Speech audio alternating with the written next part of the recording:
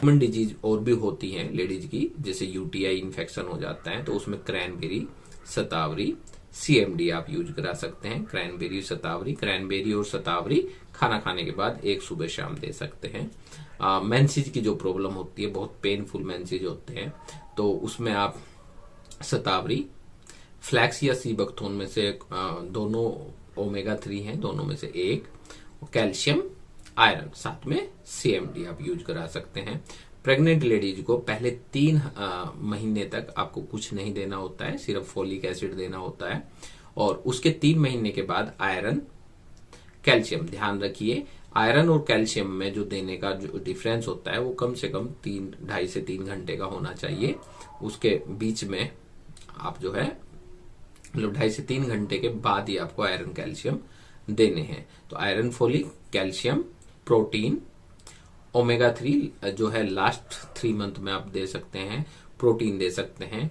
कुछ लेडीज को जो प्रॉब्लम्स आती हैं नॉर्मली, जो लेडीज डॉक्टर देखती हैं, तो उसमें एलआरजी-9 भी कुछ लेडीज डॉक्टर देती हैं। तो अगर आपकी लेडीज डॉक्टर सजेस्ट करती है एलआरजी-9 की जरूरत है, क्योंकि कई बार पानी की कमी हो जाती है बच्चे में, तो एलआरजी-9 वहां पर आप यूज करा सकते हैं, लेकिन बिना डॉक्टर की सलाह के नहीं, ठीक है। उसके साथ साथ सीएमडी आप रेगुलर दे सकते हैं। हार्मोनल प्रॉब्लम, बहुत सारी लेडीज को हार्मोनल प्रॉब्लम हो जाती है, टेस्टोस्टेरोन हार्मोन होता है वो कम हो जाता है, तो उसमें आपको हार्मोन देना है। शतावरी, फ्लैक्स, कैल्शियम, सीएमडी, शतावरी, हार्मोन, फ्लैक्स, कैल्शियम, सीएमडी, ये दे सकते हैं।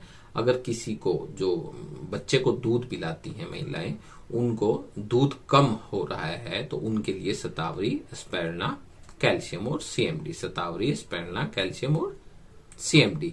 अब प्रोटीन भी आप उनको सजेस्ट कर सकते हैं।